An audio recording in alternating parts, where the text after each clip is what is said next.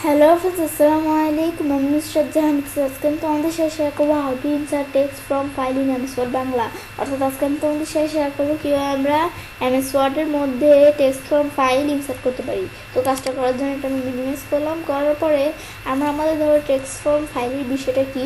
Text from ফাইলের বিষয়টা হচ্ছে যে আমরা আমাদের একই ডকুমেন্টের মধ্যে আমি ধরি আমাদের অন্য কোনো একটা ডকুমেন্টের ফাইল যদি আমরা করতে চাই, আমাদের মানে অন্য কোনো ডকুমেন্টের লেখা আমরা আমাদের এই ডকুমেন্টের মধ্যে এক ডকুমেন্টের মধ্যে নিয়ে আসতে চাই, তাহলে আমরা কি করব, সেজন্য আমরা ধরো এখান থেকে নিচ দিকে কার্সর একবারে আমাদের এই যে নিচের দিকে কার্সর রাখলাম। তো তোমরা যে জায়গায় আনবে সেই জায়গায় কার্সর রাখলেই হবে। ব্যাস রাখার পরে এখন আমি ধরো এই যে অবজেক্ট এখানে ক্লিক করলাম।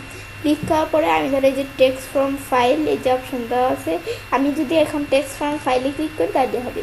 এখন আমি এই টেক্সট ফ্রম ফাইলে ক্লিক করলে এই ধরো আমাদের এই যে চলে আসলো। এখন আমাদের এখানে কিন্তু এই যে অল ওয়ার্ড ডকুমেন্ট দেওয়া আছে। তো এখান থেকে আমরা কীরকম ওয়ার্ড ডকুমেন্ট, বিভিন্ন ধরনের ওয়ার্ড ডকুমেন্ট নিতে পারি। তো আমি ধরো আমরা আমাদের এই যে দ্য ক্যাট নাইস, এই যে আমি ধরো এই ডকুমেন্ট ওপেন করবো। তো এখানে ক্লিক করার পর ইনসার্ট দিলে কিন্তু এই ডকুমেন্টটা দেখো আমাদের ওপেন হয়ে গেল। আমি ধরো একটু উপর দিকে আসলে দেখো আমাদের কত সুন্দর ডকুমেন্টটা ওপেন হয়ে গেল, এই যে দ্য ক্যাট নামে।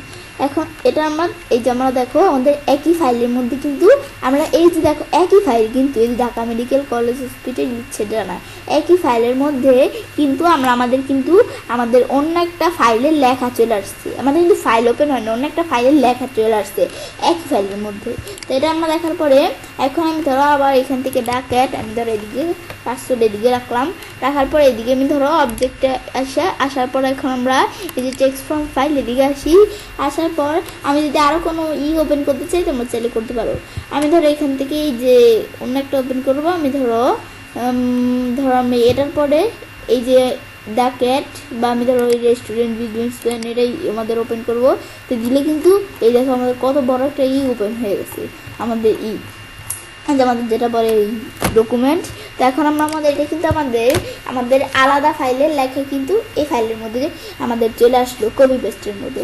তো এগুলো কিন্তু করতে পারি।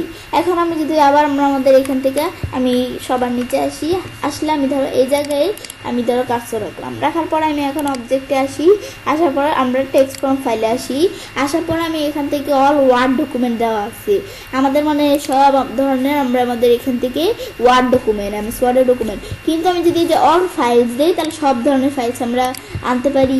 আমাদের যদি এই যে আমাদের এই অল ওয়েব এগুলো দিই তাহলে আমাদের ওয়েব এরিয়া আনতে পারি। পর টেক্সট ফাইল দিলে আমাদের কোনো নোটপ্যাডের ফাইল দেখাবে, সেগুলো আমি কীরকম নোটপ্যাডের ফাইল আনবো তো সেগুলো আনতে পারি। দেখো এদিকে একটা নোটপ্যাডের ফাইল আছে, এখানে ক্লিক করে ওকে দিলে সেটা ওপেন হয়ে যাবে। তো এগুলো আমি চাইলে এই বিষয়টা করতে পারি। ব্যাস, তো এই বিষয়টা করার পর এভাবে আমরা চাইলে কাজটা করতে পারি। এভাবে আমরা খুব সহজেই এমএস ওয়ার্ডের মধ্যে টেক্সট ফ্রম ফাইল ইনসার্ট করতে পারি। ফ্রেন্ডস, আমার আজকের এই ভিডিওটি যদি তোমাদের ভালো লেগে থাকে তোমার চ্যানেলটি সাবস্ক্রাইব, লাইক, কমেন্ট এবং সবার সাথে শেয়ার করবে।